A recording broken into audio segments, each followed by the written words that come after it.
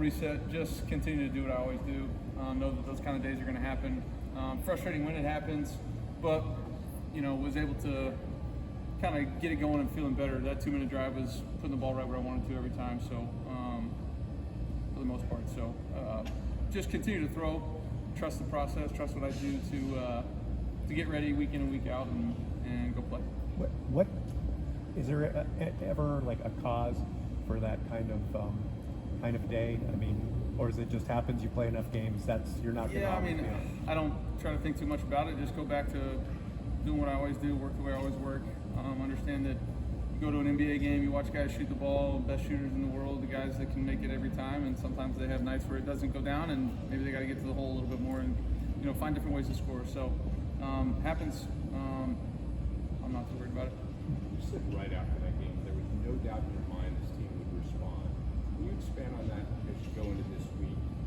Yeah, I just know the kind of character of the guys that we have in this room. We're really on our team, and just know what our coaching staff's about, know what our guys are about, and know what kind of football we put on tape. We didn't come with the result that we wanted, but the work that we're putting in is paying off when you look at the tape, and we just got to continue to work and know that our best football is still ahead of us while we're still playing at a decent clip at the moment. What were your first impressions on this Colts defense? Really well coached. I got a lot of respect for Lou. I think he does a hell of a job. Been up against him a few times, and he gives you a lot to look at the quarterback position. I think they've got talented players at all three levels. Both their corners are guys that have played football in the NFL for a long time and are talented guys. Got some guys that are really disruptive up front. Their backers are running and hit guys. So really every level of their defense, I feel like they've got guys that can impact the game. And I think they're in the right place at the right time. They're well coached. I think he puts them in position to be successful. And then they're obviously 3-0 playing at a good clip right now. So it'll be a challenge like it is every single week for us.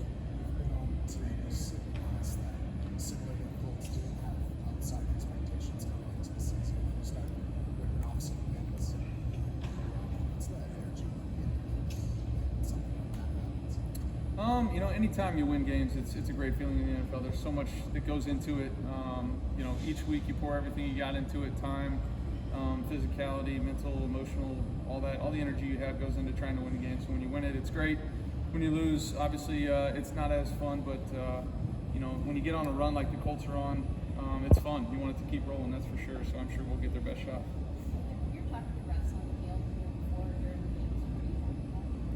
It depends. Sometimes I'm, know the guys a little bit better than other guys or been around for a little bit longer. Most of the guys are awesome and have good conversations, asking me about my family, or some of these guys are, from way back. So, been able to talk to them about a bunch of stuff. But there's obviously in-game, the communication is a little bit more football focused. But, pre-game, there's usually certain guys that want to chat up a little bit more and certain guys that don't. But happy to talk to them.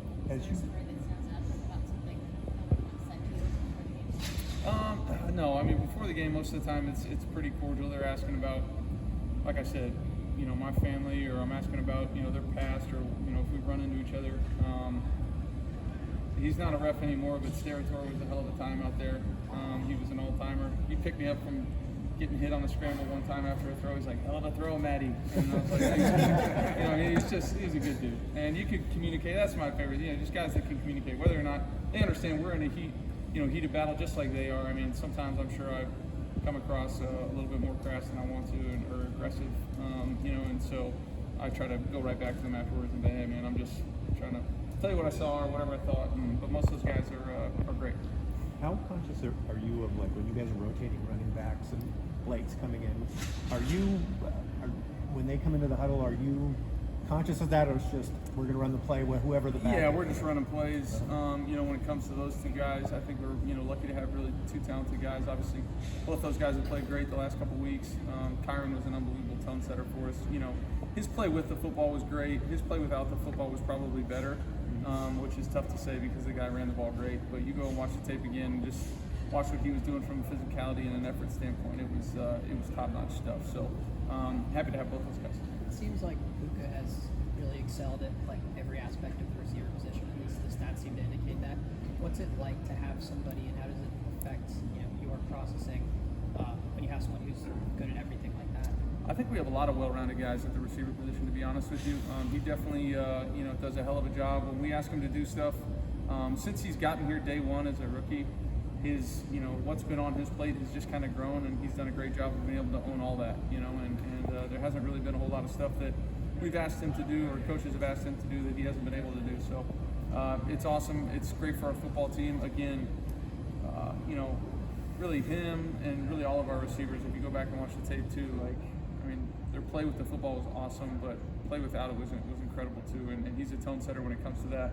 What we ask him to do without the football is as impressive, if not more impressive to me than what he does when the ball's in the air. Sean said that Stephen Beal will be back in practice today. Just what do you feel like he brings your offense when he's out there on the field? Yeah, obviously a big talented football player, a guy that has played a lot of meaningful snaps for us. I know he's been doing everything he can to try to get to feeling as good as he possibly can as soon as he can. So happy for him that he's feeling good enough to be out there. So You feel like you get and other players in the league get some veteran latitude in terms of what a referee might call and what they might not call. And I'm asking specifically, like on Devontae on his touchdown catch, the ability to separate, as it were.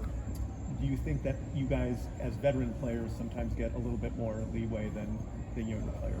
I don't know that age has as much to do with it, as much as you sit in enough of those meetings early in training camp where the refs are out at our practice and they're talking to us about what they're looking for and what they're not going to be able to see, and then you're able to, as getting the play right and knowing where to line up and running your route becomes second nature. Okay, now let me work on all the other tools in my trade, and so for some people that happens as a veteran, and for some people that's accelerated. I feel like it happens earlier.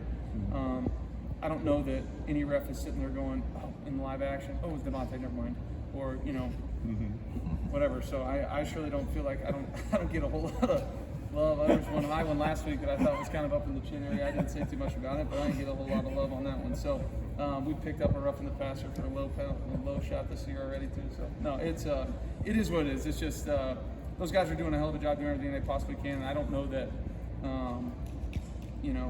the guy's veteran status has much to do with that. It's just got to look like a million guys running around as fast as they can. They're doing their best job. Cool.